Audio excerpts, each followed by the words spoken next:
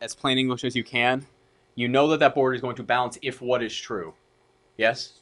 The sum of the moments on one side of the fulcrum is equal to the sum of the moments on the other side. Exactly. On either side, or the sum is equal. That is correct. Absolutely. That's good. The fulcrum is 0.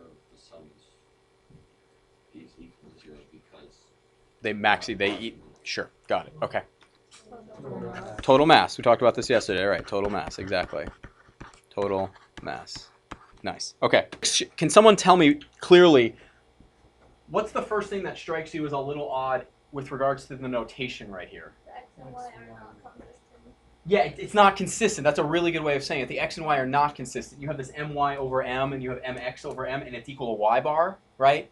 It kind of strange. So I asked you on the quiz, what does my represent? It's moving on the Y. Tendency to move around the what? The Y axis. Which Yeah. is to the left. Tendency to move across the what? Which coordinate is represents the distance from the y-axis? X. X represents the distance. So if you're balancing across the y-axis, what coordinate are you dealing with? The x coordinate.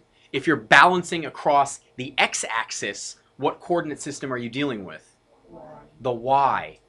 So to start us off for x bar, those of you that are working on it, you might want to try finding a first. So you know that. What is the area of this circle, semicircle, going to be? Pi r squared over 2.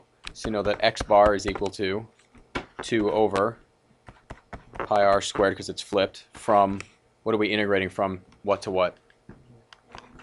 Negative r to r of x times what? Root what?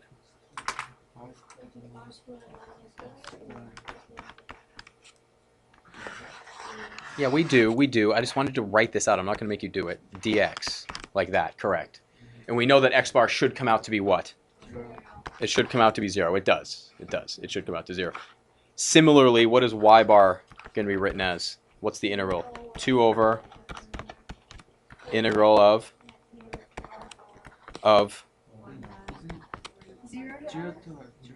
0 to r? Oh, I'm sorry, 0, excuse me. 0 to r, thank you. And then what is it? The square root of this? What? Squared, right? And then what goes on the outside?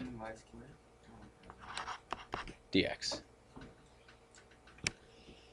What I should do first on this? I think clean it up, right? 0 to r.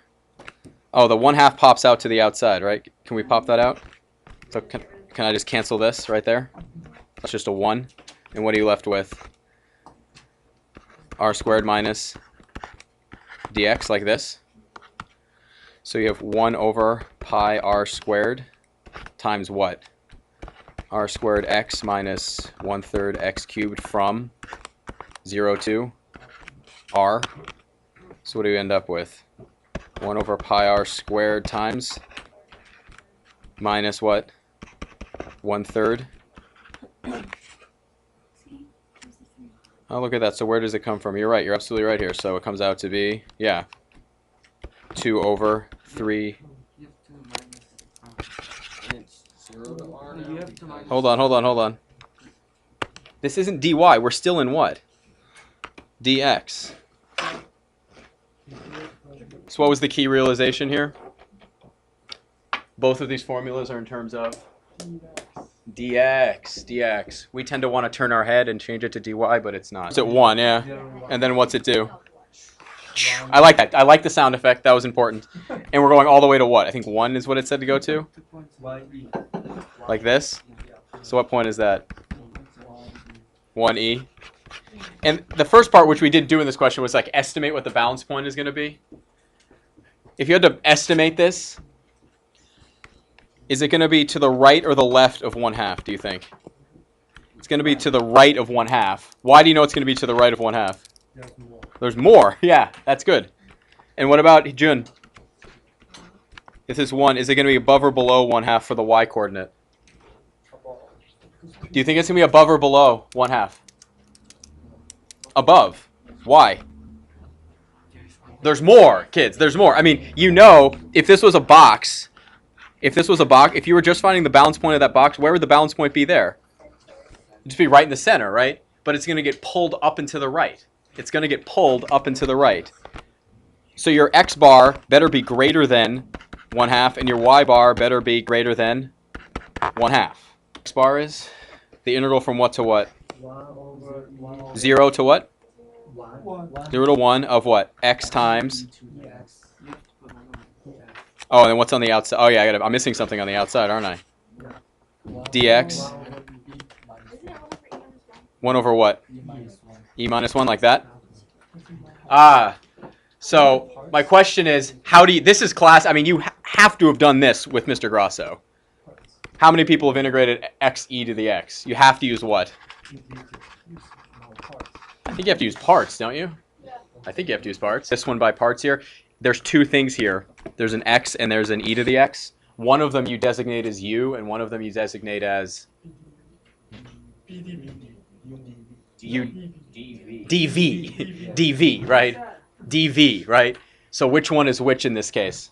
X dx. Or no, yeah. U is equal to what? X. And what is dv equal to? E to the x dx. Sorry, I didn't extend that red line far enough right there.